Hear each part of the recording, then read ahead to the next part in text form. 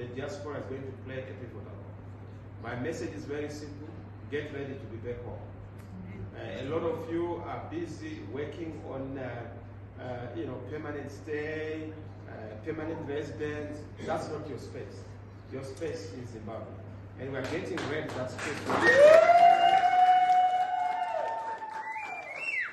know when you are a bearer of good news, people don't believe you, particularly if they are sinking.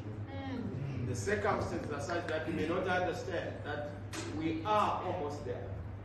God has remembered us. God is with us. We are going to make it. I know a lot of people have doubts that are we going to be able to overwhelm the crocodile?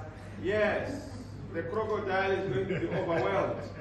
In our world, we don't have crocodiles, we have lizards. And because we have the grace, we will be able to overwhelm and overcome.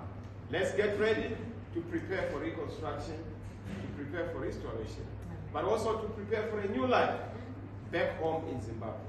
Our country is great. You know, in 1980, as I indicated yesterday, we had an economy and a currency that was stronger than the rand. And we're at par with the US dollar and also almost the pound. That's where we must be going back. It's possible. We will do it. We have everything in Zimbabwe except leadership.